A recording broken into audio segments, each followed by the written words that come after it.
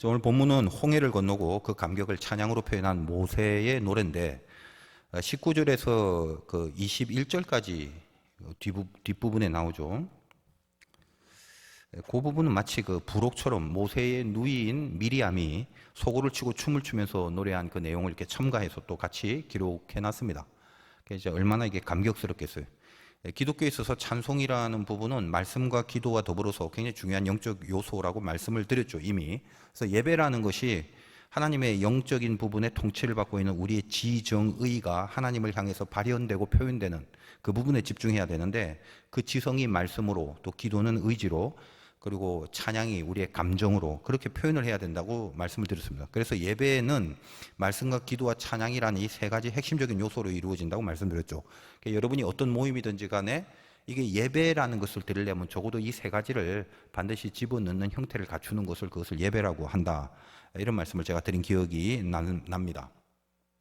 우리 젊은이 예배는 어때요? 그래서 이 세 가지 요소를 좀 강력하고 이것을 핵심적으로 좀 드리고 있지 않습니까? 우리 찬양하고 또 말씀 듣고 또 기도하고, 그러니까 찬양, 기도, 말씀.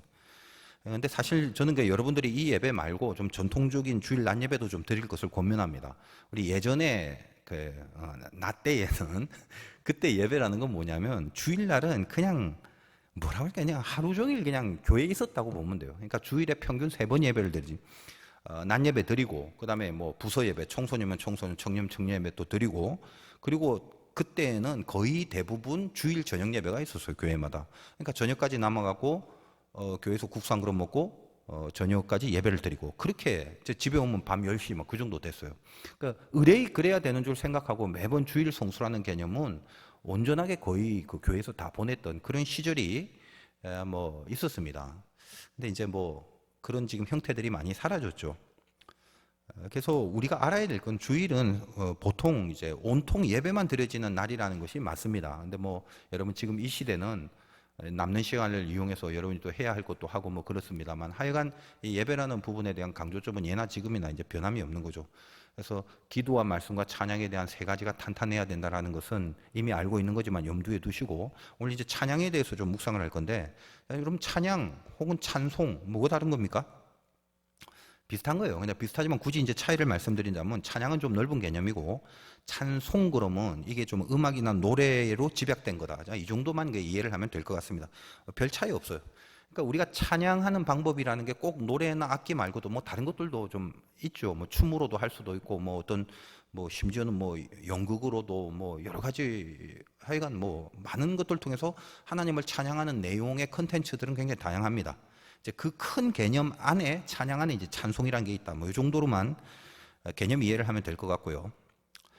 그 뭐 별 그렇게 중요한 건 아닙니다. 근데 오늘 말씀 제목이 이제 찬송 이유인데, 그렇다면 이 찬송을 왜 하는 거냐라는 걸 생각해 보자는 거예요. 구약의 여러분 시편을 보면 얼마나 깁니까? 내용도 많고, 이제 거의 다 이게 이제 찬양의 시들인데, 그 내용을 이렇게 보면 굉장히 다양한 고백들이 거기에 다 있죠. 감사로부터 시작해서 때로는 막 한탄까지, 막 푸념까지, 이 모든 그 인간의 감정들, 그 찬양의 내용이긴 하지만 인간의 감정의 모든 걸 전부 다 다루었다, 이렇게 봐도 과언이 아닐 정도로 이렇게 풍성합니다. 자, 그만큼 찬양할 이유들이 많다라는 건데, 우리 보통 이제 대표기도 하시는 분들이 자주 표현하는 그 멘트가 뭐냐면, 그 어디서 그걸 계속 이제 배워와서 서로 그걸 이용하는지. 서두에 하나님에 대한 표현 어떻게 합니까?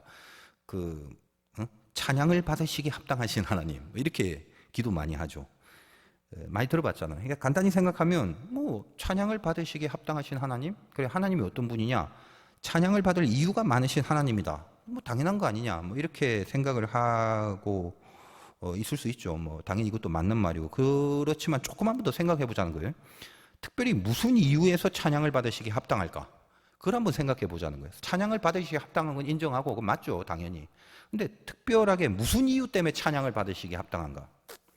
여러분 성경에 그 예수님이 친히 우리한테 너희는 찬송해라라고 직접 명하신 부분이 있어요. 주님의 많은 메시지들 중에 상당히 그걸 레어템이라고 볼 수 있는데, 이 부분은 한번 찾아볼게요. 찾기 쉬우니까. 마태복음입니다. 마태복음을 구약에서 찾고 있는 사람은 그냥 들으시면 돼요. 마태복음 23장 37절. 37절부터 끝절까지 제가 한번 보겠습니다.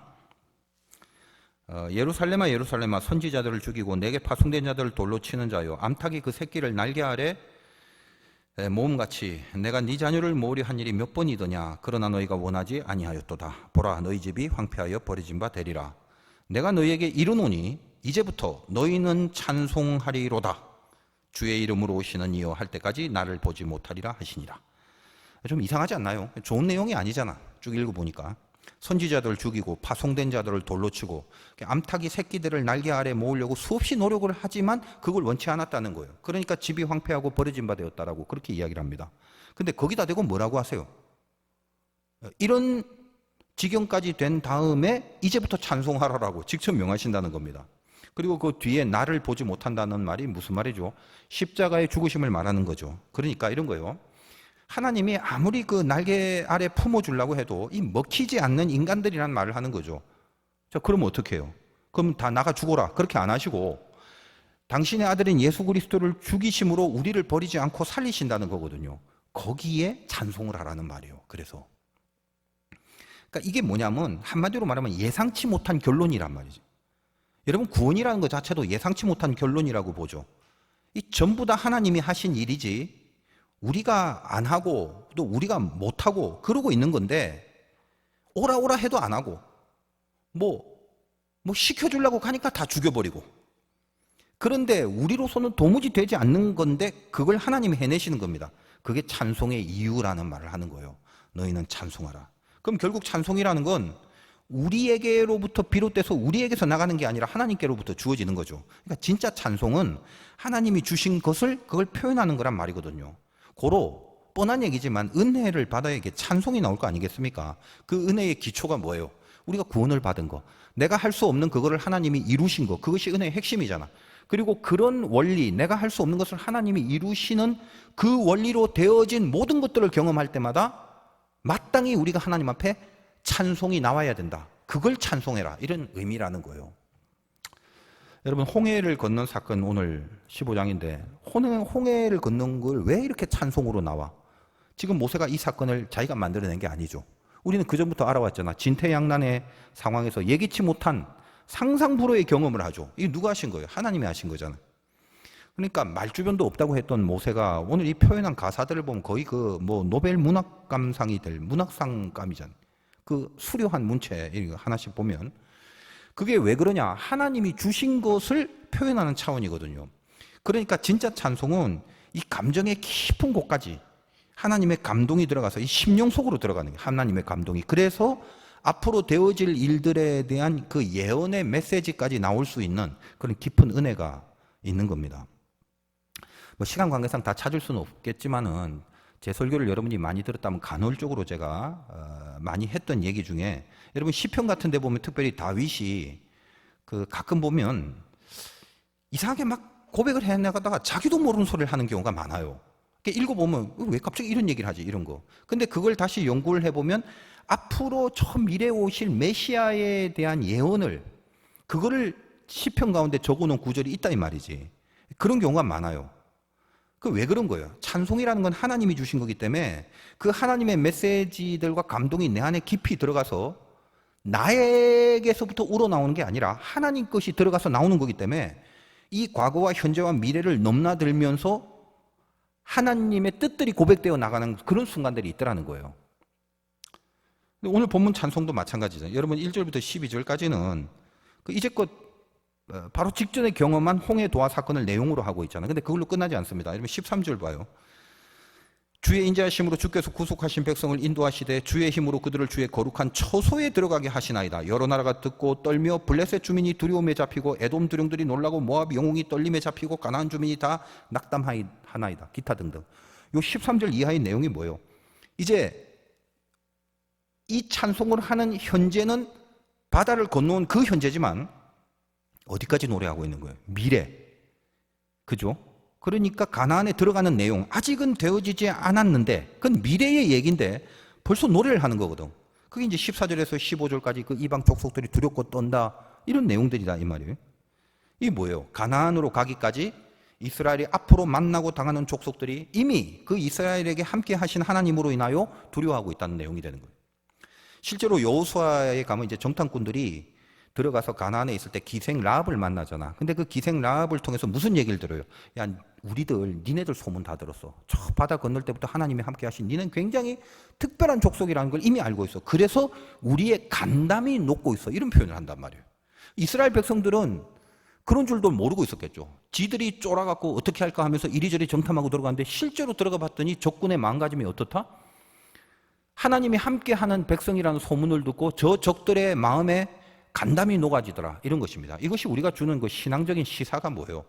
우리는 사실 죄와 싸워서 이기기가 힘들다고 생각하지만 악한 마귀가 이미 하나님 앞에 구원을 받은 하나님의 자녀로서 나아갈 때는요, 우리 앞에 두려워하는 것은 우리가 죄를 두려워하고 우리가 마귀를 두려워하는 것이 아니라 마귀가 우리를 더 두려워하고 있다는 사실에 대해서 확인을 할 필요가 있다는 거예요. 왜 그럴까? 이 싸움은 결국 최후 승리로 우리가 이길 것이며 그리스도가 이길 것이라는 것을 저들이 뻔히 알기 때문에 우리와의 싸움 자체가 애초부터 두려운 거죠. 우리가 이것을 알고 싸울 수 있어야 되는 파이팅이 있어야 된다는 것입니다. 어쨌든 이런 식으로 그 미래에 대한 사건들을 하나님이 주신 감동으로 노래하고 있는 거, 이게 찬송이고 오늘 15장이 바로 그런 내용이에요. 그래서 이 출애굽의 전 과정을 이제 어떤 목표로 행해 나가시는가, 17절부터 18절까지 다시 볼게요. 주께서 백성을 인도하사 그들을 주의 기업의 산에 심으신다.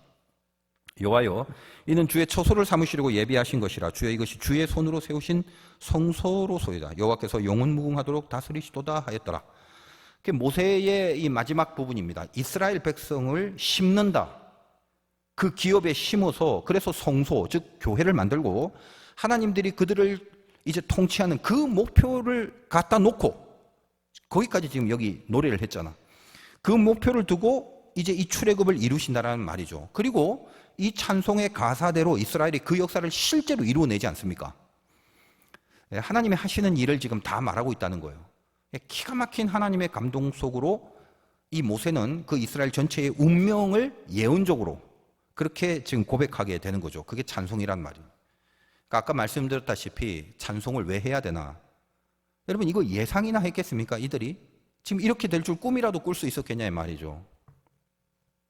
이게 찬송 속에 들어가 있는 참으로 귀한 신비이고 은혜라는 거거든요.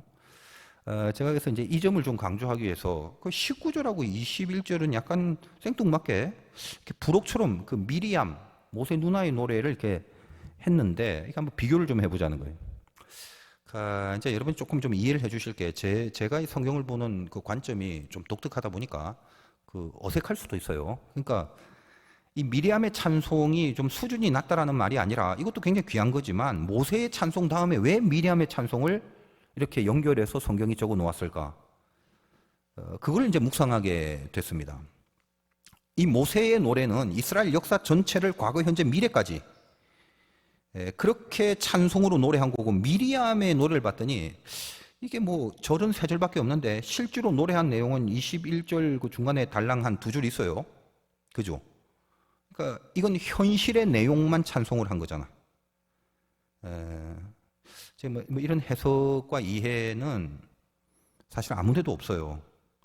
근데 이제 제 말이 다 맞는 말은 아니지만 아무리 묵상을 해도 저에게 주시는 은혜는 지금부터 이제 말씀드리는 이거라서 뭐 여러분들이 이제 제 설교를 들어야 하니까 그냥 더 깊은 메시지를 받는다 이렇게 생각하시길 바래요. 그리고 좀 해석이 좀 달라도 여러분이 받을 구원하고는 상관이 없으니까 세상 천지에는 없는 그런 해석일지라도 그냥 이제 강조점이 뭔가 이것만 좀 잘 받아서 새기시면 될 것 같습니다. 제가 이제 이 부분을 이해하기 위해서 그 유치한 농담을 한번 하고 갑니다. 그 설교 못하는 목사하고 혼자 사는 할머니하고의 공통점이 뭔지 아시나요? 영감이 없다는 건데, 뭐 여러분의 반응을 바라고 한 조건은 아닙니다만, 미리암의 찬송에서 어떤 영감을 느낄 수 있어요? 한번 여러분들이 묵상을 해보세요. 그 미리암 찬송 내용이 21절에 있죠. 볼게요. 너희는 여호와를 찬송하라. 그는 높고 영화로우심이요 말과 그 탄자를 바다에 던지셨음이로다. 끝. 그러니까 이제 보통 주석들이나 다른 설교들을 보면 그 미리암의 찬송을 상당히 높게 이제 취급을 해요. 모세의 찬송도 다음에 있으니까 얼마나 귀하면 여기에 집어넣겠냐 뭐 이런 내용입니다. 더군다나 미리암은 그 19절부터 이렇게 쭉 보니까 어때요? 뭐 춤도 추고 소고, 이 작은 북인데 소고까지 치고 찬송을 했으니까 이게 얼마나 귀하냐 이 찬송이.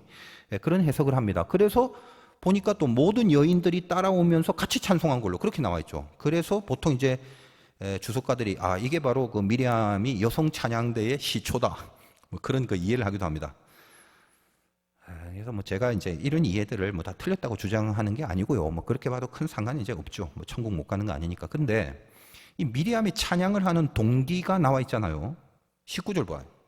바로의 말과 병과 마병이 함께 바다에 들어가매 여호와께서 바닷물을 그들 위에 되돌려 흐르게 하셨으나 이스라엘 자손은 바다 가운데서 마른 땅으로 지나간지라. 쫓아왔는데 이스라엘 백성들은 지나간다. 살았다. 애국 군사들은 저쪽으로 수장된다. 지금 그 내용이죠. 지나간지라. 다시 말하여 그 사건이 이유가 돼서 그렇게 된지라. 그 다음에 소고 잡고 춤추고 그러잖아요. 지금 이스라엘이 바다가 갈라져서 좋다고 감격하고 건너고 있는데 뒤에서 애국 병마가 같이 따라 들어오네. 그걸 이제 이렇게 보는 순간 미리암이 어때? 다시 두려워지는 거죠. 사람이라는 게 참 시각적이에요. 눈에 보이는 그 장면이 제일 중요한 거죠. 그러니까 바다가 갈라지기 전 시퍼런 바다가 가로막은 걸 보면 그때 막 난리를 피우다가 그게 또 갈라지니까 와 하고 그러다가 또 뒤에서도 쫓아오니까 또 난리를 피우다가 그러다 애국 병마가 다 바다에 덮이니까 또 자기 눈에 그게 보이니까 또 와 해야지. 그 와 해야지 하는 와, 그게 미리암의 찬송이라는 거예요. 두려워했는데 살았네, 또 이거죠. 이 미리암이 지금 나쁘다는 말이 아니라요, 그냥 어떤 그 기품. 지금 모세의 찬송은 애굽의 고난, 또 어떤 시달림, 그 고통, 두려움 속에서 하나님이 역사를 하시고 이끌어 주셔서 앞으로 어떤 하나님의 인도하심이 있을 거다까지도 보는 이런 기품이 있는 흐름 속에서 하나님이 주신 감동으로 표현한 거라면, 미리암은 그냥 자기 눈으로 본 그 장면에 대한 묘사를 통해서 나쁘다는 말이 아니라 이 모세에 비해서 어떤 기품이라는 게 없다는 쪽으로 내가 좀 말하려고 하는 거예요. 그 미리암은 모세의 그 누나잖아. 나중에 그 미리암의 흑역사가 나옵니다. 모세한테 방귀를 들다가 문둥병에 걸리죠. 그 미리암의 캐릭터를 또 다 설명하자면 길어지는데, 궁금하신 분은 여러분 팟빵에서 제가 민수기 12장인가 그 부분에 그 설교를 했을 때 그 미리암이 문둥병 걸린 뭐 그 장면이 나와 있는데, 그걸 좀 들어보시면 미리암이 그 모세를 비방하다가 문둥병이 걸리는 사건, 거기에 대한 설교가 있으니까 참고하기 바라고. 그 미리암에 대한 정보가 성경에 많지는 않지만 몇 가지 유추해 보면 어느 정도 실루엣이 나옵니다. 그럼 생각해 보세요. 그 자기 동생이 나일강에 떠나 이제 모세가 광주리 갈대상자 사고 쭉쭉쭉 내려갈 때 끝까지 그 지켜보죠. 그 나중에 애국 공주한테 모세의 친엄마를 유모로 쓸 수 있도록 작업을 한 사람, 그것만 해도 이 미리암은 내가 볼 때 그래, 이 보통 센 여자가 아니야. 그 정도면 좋게 말하면 지혜롭고 리더십이 있고 그런 거고, 나쁜 말은 굉장히 나대는 거죠. 표현이 맞는지 모르겠네. 여러분 민수기 사건도 보면 그래요. 모세가 구스 여자를 취하자 비방을 하는데, 근데 그 사건을 비방하기에 앞서서 미리암이 모세를 향해서 무슨 말을 하냐면, 너만 하나님하고 대면하냐, 이런 식으로 비방을 합니다. 우리도, 미리암 나도 하나님과 대면하고, 우리 아론도 네 형도 하나님과 대면한다, 그런 식으로 비방을 하거든. 그리고 성경은 아론과 미리암이 같이 비방하는 것처럼 기록되어 있지만, 히브리어를 가만히 보면은 그 비방한다는 단어의 주어가 여성입니다. 그러니까 결국 뭐냐면 미리암이 비방을 한 거가 되는 거예요. 이런 걸 좀 히브리어를 연구를 해야 알 수 있는 내용이겠지. 그러니까 비방의 주도권이 아론이 아니라 미리암에게 있었던 거지. 야, 하나님이 모세 너하고만 말했냐? 그 비방을 한 게 문둥병 걸린 이유의 핵심이거든. 모세가 구스 여자를 취한 것보다 그 전의 문제. 왜 너만 하나님하고 대면하냐? 나도 있는데. 이게 그 병 걸린 이유다 이 말이에요. 느낌 오죠? 주변에 없어? 이런 센 여자? 응? 나도, 내가 난데 이거. 그러니까 오늘 찬송도 미리암이 뭐라고 그래요? 시작할 때 21절에 너희는 여호와를 찬송하라. 이 명령이지, 명령. 안 그래? 가만히 한번 보라고. 제가 볼 때는 여기 보니까 아마 모든 여인도 그를 따라 나오면 막 소고 잡고 그랬다고 하는데, 뭐 여인들이 미리암을 왜 막 따라왔을까? 뭐 큰 감동을 받아서가 아니라, 아니 뭐 그럴 수도 있는데, 왠지 그 미리암이 하는데 안 따라가면 뒤탈이 있을 것 같은 느낌이 아니었나 싶어. 재밌게 그냥 좀 보자는 거예요. 요즘 내가 너무 성경에서 나오는 순수함을 좀 훼손하는 것 같은 느낌도 드는데, 그냥 막 감격해서 너나 할 것 없이 다 찬양했다, 뭐 그렇게 넘어가 됩니다. 근데 이제 저한테 뭔가 이렇게 딱딱 좀 걸리는 게 있는데 뭐 어떻게 하여간 그게 중요한 게 아니니까. 그러니까 이 현장에서 보여지는 사건을 놓고 딱 그 부분만 놓고 조화라 한 거. 그러다 보니까 미리암의 찬양은 그 찬송의 내용보다 보니까 애굽이 물러가고 아싸 살았네? 딱 그거잖아. 그러니까 그 찬송의 내용 속에 담기는 어떤 기품보다는 뭐 보니까 뭐 소고 치고 악기 등장하고 뭐 춤추고 백댄서 세우고 등등 뭔가 이렇게 화려하고 근데 뭔가 기품이 없어. 내용이 없어. 병거를 바다에 던지셨다. 그게 찬송의 내용 전부예요. 아싸 살았다 이거. 여러분 모세와 비교를 해보세요. 예언적 메시지가 없죠. 미리암의 노래는. 그러니까 하나님이 주신 감동을 느낄 수 있는 어떤 기품이 없잖아요. 그러니까 여러분 오늘날의 그 찬송이라는 걸 여러분 한번 생각해 볼 필요가 있습니다. 뭐 아무튼 많이 이렇게 문명이 발달하고 악기도 발달하고 이러다 보니까 현란하긴 한데 그 기품이 없는 그런 찬송, 그런 찬양이 얼마나 많은지 몰라요. 뭐 이렇게 뭐 보통 찬양 집회 보면 다 뭐 이렇게 눈 감고 뭐 몸 흔들고 뭐 손 들고 뭐 근데 그러기만 한다고 해서 굉장히 아름답고 귀한 모습인데 여러분도 저 다 좀 그렇게 찬양을 했으면 좋겠다는 마음은 있어요. 근데 그게 다 진정한 찬양. 그렇다고 해서 이꼴 진정한 찬양은 아니잖아. 소고추고 춤추고 백댄서 동원한다고 해서 여기에 기품이 있는 찬양이 아닌 것처럼 여러분 찬송도 예배인데 찬송을 통해서 내 삶이 메시지로 바뀌는 능력이 생겨야 될 거 아닙니까? 젊은이들 찬양 집회 가서 실컷 눈물 흘리고 막 어깨가 아플 정도로 손 들고 몇 시간을 서서 그렇게 찬양하다가 집회 끝나고 뭐 변화가 거의 없는 거죠. 제가 이거 믿기지 않아서 하는 말인데 글쎄 모르겠어. 찬양 집회 끝나고 호프집에서 맥주 먹는다는 말도 들었어요. 더군다나 거기 그 찬양의 악기 연주하는 세션들이 또 그런다고. 그래서 내가 이제 직접 보지는 못해서 난 지금 안 믿고 있는데 근데 만약에 그 말이 맞다면 뭐 유력한 누군가에 통해서 내가 한번 들었는데 만약에 맞다면 그건 찬양이라고 할 수 없죠. 어디 클럽에 갈 왁구는 안 되니까 찬양 집회 가서 음악적 대리만족을 한 거 아니야?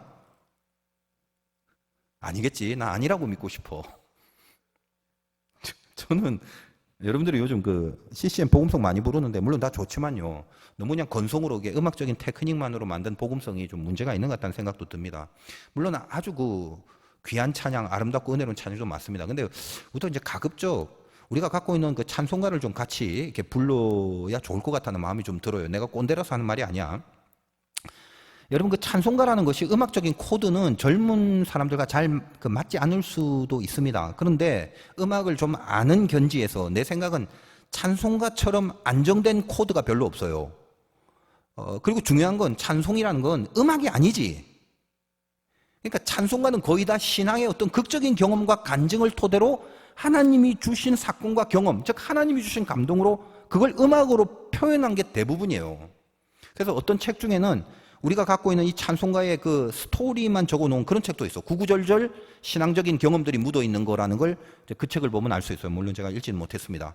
가만히 생각을 해보면 여러분 찬송가라는 건 우리가 기독교 역사 속에 교회에서 예배할 때 내내 부르잖아. 근데 한번 보세요. 확 그냥 뭐가 이렇게 좋다라는 느낌이 든 적도 별로 없지만 지겹다는 생각을 이렇게 오래 했는데도 잘 안 들지. 근데 복음성은 어때? 갑자기 무슨 신곡이 나오면 처음에는 엄청 좋다가 우리나라 몇 개 그런 있잖아. 그 단체들 한 바퀴 돌잖아. 좋네 하다가 이게 자꾸 들으면 갑자기 금방 그 지겨워진 느낌이 들 때가 있단 말이죠. 왜 그러냐? 기품의 문제거든. 기품의 문제. 진짜 찬송은 아까 뭐라고 했어? 하나님이 주신 거라고 했죠. 예상치 않는 하나님만이 하신 일과 원리 속에 하나님이 감동으로 내 안에 주신 거. 그래서 늘 성령의 감동이 스며져 있는 거라서 그런 거지. 그래서 찬송가를 이렇게 보면 굉장히 단순한 것 같고 단조로운 것 같지만 굉장히 안정적이면서도 그 안에 그 찬송을 만든 자의 신앙의 고백이 들어가 있어요. 항상. 신앙 고백이 없는 찬송이 별로 없어. 그런 의미에서 우리 그 젊은 예배도 이렇게 찬송가도 같이 좀 섞어서 같이 이렇게 동떨어지지 않고 소외되지 않고 나중에 정말 어색해지지 않도록 찬송가를 부를 수 있는 것도 예배 속에 있어야 된다는 생각을 하게 됩니다. 그러니까 예전에 제가 그 군목 시절에 같이 있던 군종병이 CCM 가수였는데 지금 이제 서울에 아주 큰 그 대형교회에서 부목사로 찬양 사역을 하고 있는 것으로 압니다. 제가 자세하게 말하면 또 인터넷도 나올까봐 내가 이게 인터넷이 이런 게 좀 단점이에요. 근데 또 제가 또 별로 그게 유명하지도 않으니까 대강 얘기해도 상관없을 것 같기도 하고 한번 그래요. 근데 그 친구가 내가 이제 군종병이니까 그 앨범을 이제 내갖고 테이프를 줬어. 당신이 그 테이프 시절이거든. 그래서 이게 잘 안 들어볼 수가 없어갖고 당시 이제 차를 타고 다니면서 이제 제가 테이프를 걔가 만든 테이프를 찬양 테이프를 넣고 듣다가 그 졸아서 사고가 날 뻔했어요. 그 이제 어느 날 내가 불렀지. 말을 했어요. 너 때문에 내가 죽을 뻔했다. 가사를 봐라, 가사를. 여기 무슨 느낌이나 메시지가 있냐? 당시에 막 그 고용훈 씨의 부흥이라는 곡이 전국을 강타할 시즌이었어요. 그래서 그때 내가 부흥의 악보를 딱 깔아놓고 이야기를 해줬어. 이 가사 봐. 이 땅의 황무함을 보소서. 황무함이란 단어, 이거 범상치 않은 거야. 하늘의 하나님 긍휼을 베푸시는 주여. 이 땅에 무너진 기초를 다시 쌓을 때, 야, 이런 표현 좀 봐라. 진리의 말씀 이 땅 새롭게 하소서. 어때? 메시지가 뜨겁잖아. 근데 네가 만든 곡을 한번 봐봐. 특히 가사 봐라. 뭐 사랑해요, 사랑해요, 주님 사랑해요. 그 말만 처음부터 끝까지 20번이 넘어. 그러니까 하나님도 듣다가 이제 알았으니까 그만해라 그럴 것 같아. 그러다 결국 나중에 한 번은 바뀌더라. 주님 정말 사랑해요. 그러니까 네 마음을 알긴 알겠는데 이 가슴 안에 들어오질 않는다. 이렇게 생각을 통해서 가슴으로 오는데 가사가 현란하라는 말이 아니야. 한 가사라도 좋은데 뭔가 이 기품, 뭔가 진정한 메시지가 있어야 이 감성이 움직일 거 아니냐. 그냥 조언을 했어요. 그랬더니 나보고 가사를 써달라고 하더라고. 그래서 나는 글 쓰는 거 싫어한다 했지. 요즘은 이제 어떻게 부르는지 확인 안 해봐서 잘 모르겠는데 왜 그럴까요? 뭔가 메시지를 주는 울림이 없잖아. 그럼 기품이 없는 이유가 뭐야? 찬송을 만든 게 아니라 음악을 만들려고 하니까 그런 거지. 하나님이 주신 것을 찬송하는 거예요. 그게 찬송이에요. 경험을 해야 돼요. 절실하게 하나님을 경험하는 순간들, 그 시간들이 있어야 한다는 겁니다. 제가 고등학교 때 예수 믿고 고등학교 이제 고3 졸업식 때 추운 운동장에서 졸업식 하는데 처량하더라고. 뭐 그 당시 저는 거의 소설과 같은 인생을 살았기 때문에 대학에 갈 상황이 안 돼서 이 고등학교 마지막 시간인데 졸업식에 이제 가족이나 친지들 중에 아무도 안 왔거든. 올 수도 없는 형편이고. 저도 그때 어려서 그렇지 그 고등학교 졸업식에 갈 마음은 1도 없었습니다. 저는 그 이후로 대학원 저는 제 졸업식에 단 한 번도 간 적도 없고 제 신학대학 대학원에 졸업 앨범이라는 것이 없어요. 저는 그거를 하려면 돈을 주고 사야 되고 돈을 내야 되더라고. 안 찍었어요. 저는 없어 갖고 있는 게 졸업식도 안 갔고. 근데 빨리 나는 고3 때 이 졸업식을 끝내고 지긋지긋한 이곳을 빨리 벗어나야겠다는 생각뿐이었습니다. 근데 제가 이 고3 1년 동안 하나님을 믿고 기도만 하고 살아온 그 1년이 그 추운 운동장에서 있는데 주마등처럼 싹 스치는 거야. 남들은 이렇게 부모들도 오고 꽃다발도 있고 이렇게 축하한다고 대학 간다고 무조건 나 이제 뭘 해야 되나 그런 생각에 갑자기 이제 운동장에 추위가 느껴지지 않더라고. 앞에서는 뭐라 교장 선생님이 누군지 모르겠지만 하여간 연설하고 등등 식이 진행되는데 근데 난생 처음이지. 이렇게 찬양이 나오는 거예요. 불현듯. 그러니까 뭔가 이렇게 가슴이 뜨거워지면서 계속 이렇게 찬양을 하게 합니다. 혼자 작은 소리로. 그러니까 여러분은 거의 모르시는 분이 많겠지만 옛날 찬양이니까 그 찬양 중에 흙으로 사람을 지으사 그런 게 있어. 흙으로 사람을 지으사 그 코에 생기를 불어넣으신 하나님. 우리 위의 아들을 세상에 보내신 사랑해. 그 주 하나님 사랑해. 나는 하나님 형상 따라 지음 받은 몸이니 이 몸 주께 바치리. 항상 내 생활 중에 주를 부인하지 않으며 내 주를 섬기렵니다. 근데 내가 그 찬송을 계속 부르는데 눈물이 계속 쏟아지는 거죠. 혹자는 또 졸업식에 아무도 안 와서 우는 거 아니냐 이렇게 했지만 그런 건 없고요. 제가 1년 동안 만난 하나님이 내가 그 흙으로 사람을 지으신 창조주 하나님이라는 그 찬송 안에 내가 1년 동안 지내고 만났던 하나님이 고스란히 고백되어 있는 거거든요. 끝날 때까지 계속 혼자 그거 불렀어요. 눈물 흘리면서. 지금 생각해 봤더니 그런 것이 하나님이 주신 찬송 같아. 그 시골에서 목회할 때 제가 산에 올라가서 기도를 많이 했는데 어디 갈릴리에서 이제 차를 타고 가는데 왜 그런지 모르지만 또 그런 경우는 또 처음이었어요. 예전에도 한번 이 간증을 저하고 오래 같이 있었던 분 한두 분 들어본 적이 있을 것 같은데 누가 저한테 이제 바이올린으로 찬송가를 연주한 CD를 줬는데 나는 원래 그런 거 잘 안 듣습니다. 그다지 그냥 아무거나 듣질 않아요. 근데 당시 그 내 차에 그 CD 플레이어가 있었는데 그 차가 37만 킬로를 탄 차입니다. 여러분 잘 모르지 37만이라면 어느 정도인가. 하여간 우리 고모가 한 10,000km 정도를 타고 내가 군목으로 간다니까 나한테 굉장히 헐값에 팔았던 건데 크레도스란 차예요. 내가 그걸 참 좋아했어요. 그 차를 좋아한 이유가 뭐냐? 그냥 그 크레도스란 이름이 좋아. 크레도스가 믿음이란 뜻이거든. 그래서 좋아한 거죠. 지금은 뭐가 좋냐? 지금 제너시스가 좋아. 창세기. 얼마나 마음에 드는지 몰라. 나는 그 제너시스가 경차라면 그랜저 저거 팔고 난 제너시스로 갈아타고 싶어. 난 그랜저한 인생이 아니거든. 그냥 창세기 그게 너무 좋은 거야. 하여간 왜 그렇게 그 찬송 연주를 갑자기 이렇게 듣고 싶은지 그런 적은 처음이었어요. 더군다나 바이올린 연주인데. 근데 이제 내 차가 오래되고 엔진을 빼고는 그 트렁크 뒤에 열쇠 구멍까지 다 갈았던, 완전히 모든 걸 다 고치고 갈았던 그런 차인지라 모든 기능이 이제 고장이 났는데, CD 플레이어도 마찬가지였죠. 처음에는 이제 잘 돌아갈 때 내가 좋아하는 CD들 잔뜩 가지고 다녔거든. 근데 뭐 복음성은 거의 없었어요. 여러분, 글쎄 뭐 이런 말까지 뭐 굳이 하려면 또 시간 가는 줄 모르겠지만, 여러분 어떤 노래든지 간에 나는 가요도 좋아. 내가 어떤 스탠스에 있는가가 중요하잖아. 나는 누구더라 이름 까먹었네. 가시나무새라는 노래가 있는데, 그것도 가요지 아마. 내 속에 내가 너무도 많아, 당신의 쉴 자리가 없고. 나 그거 들으면서 회개했다니까. 왜냐하면 하나님을 생각하니까 모든 가사가 그냥 하나님과 나 사이의 관계 같아. 그리고 뭐 제가 외국에 나가면 항상 돌아올 때 듣는 노래가 임재범의 비상입니다. 아니 그냥 이렇게 하나님 생각하면서 들으면 그냥 난 다 은혜가 되더라고. 여러분이 그 정도 수준이 안 되면 내가 막 강요는 안 합니다. 그러나 내가 어떤 입장에 있는가, 내 렌즈를 갖고 본다면 모든 것이 다 합력하여 선을 이루는 거잖아. 하나님과 자꾸 이렇게 직결이 되는 거고. 사랑이라는 제목으로 가요가 얼마나 많아. 근데 가만히 보면 그 사랑의 심정이라는 건 전부 다 인간의 마음에서 우러나온 진실들이잖아. 그 대상이 하나님인 이상 정말 심금을 울리는 그런 것들이 굉장히 많다는 거예요. 그래서 난 이제 그런 CD들이 좀 많았었는데, 근데 뭐 다 고장이 났으니 그걸 들을 수가 있나?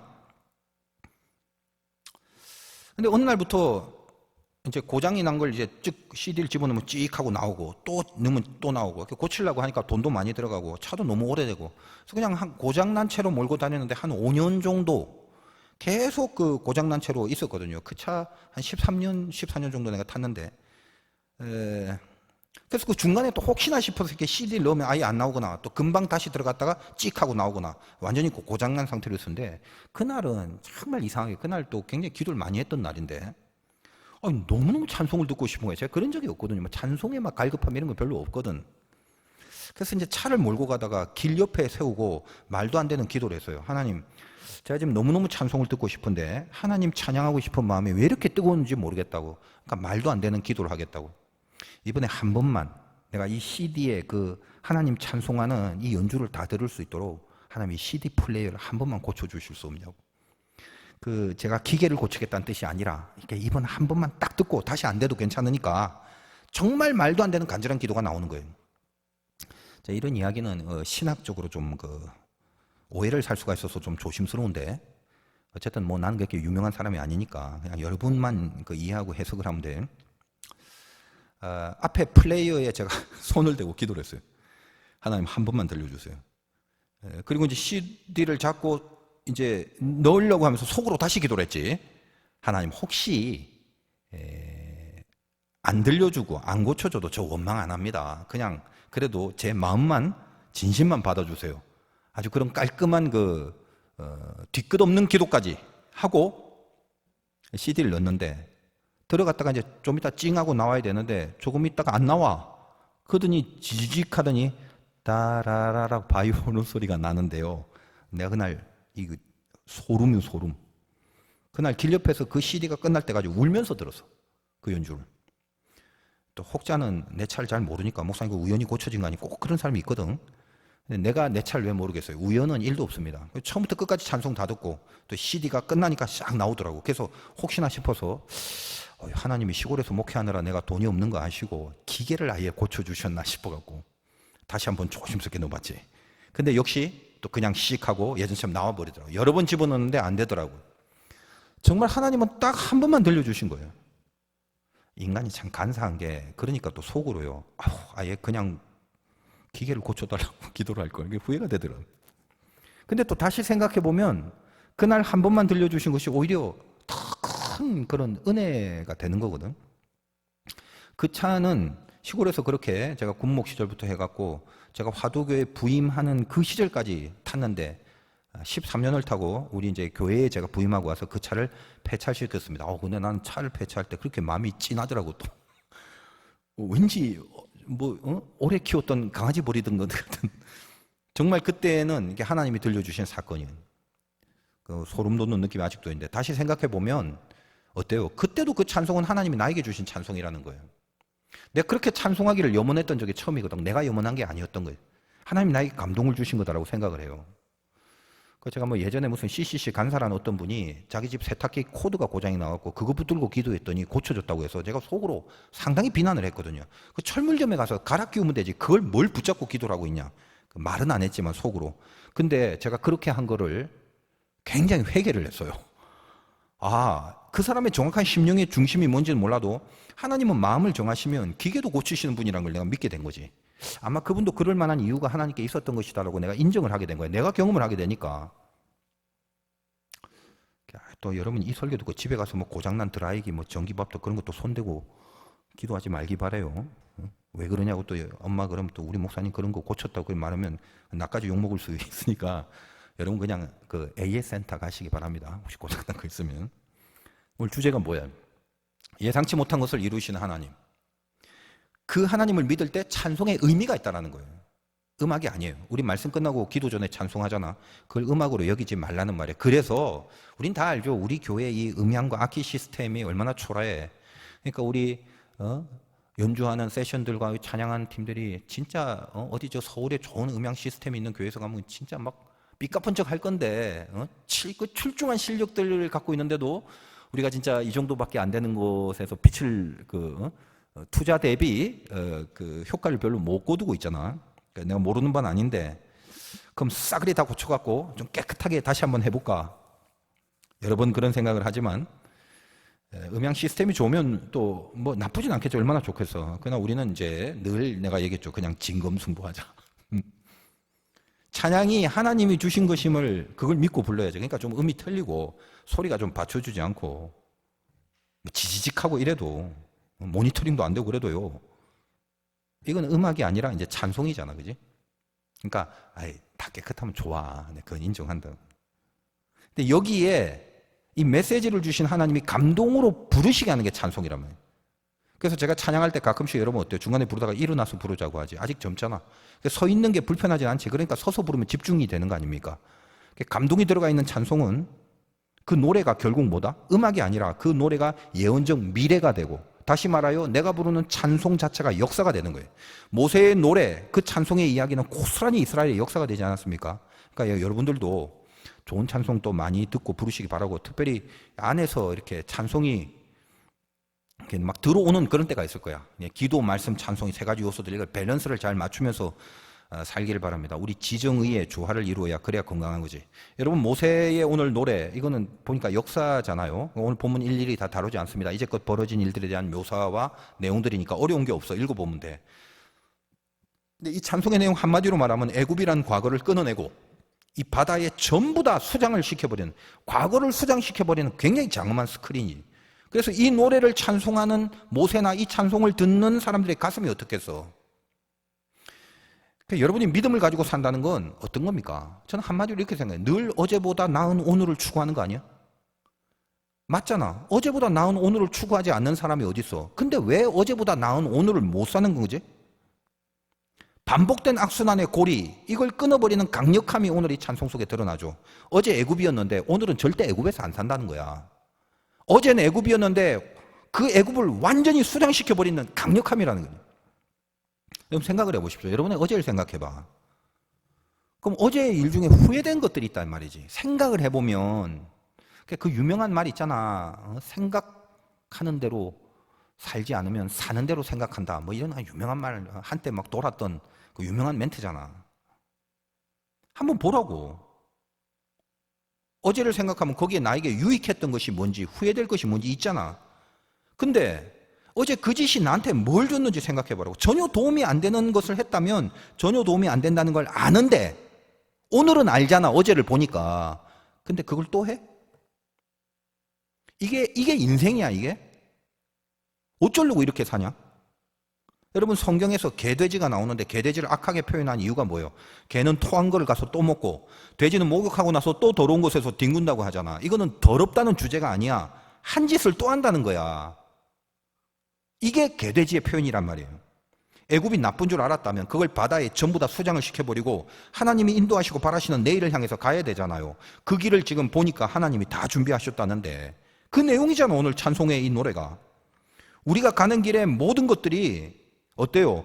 우리로 하여금 저 애굽을 끊어버리고 수장시켜버리고 가는 길, 그 길로만 간다면 우리로 하여금 저들이 간담이 높게 만들어 놓을 거라고 하나님이 약속을 했는데, 근데 우리는 뭐하고 있냐면 또 어제처럼 살고 있단 말이에요. 또 애굽을 살아? 언제까지 개돼지처럼 살 거냐 이 말이에요. 우리 내일이 뭐야? 하나님의 기업의 산에 심어놓을 나무라고. 그렇게 오늘 마지막 결정을 내리잖아. 내가 누구냐? 하나님이 기업 속에 심을 나무. 그래서 이 나무를 어떻게 해? 성소를 만든다. 여러분의 애굽 있어요. 누구나 다. 다시는 뒤도 돌아보지 않는 것. 그것이 찬송하는 자의 마음가짐이에요. 아시겠어요? 오늘은 좀 더 진심으로 찬송하기 바라고, 여러분의 예배가 찬송도 있고 기도도 있고 말씀도 있으니까 더 강력해지는 그런 시작이 될 수 있는 예배가 될 수 있기를 주님의 이름으로 축원드립니다.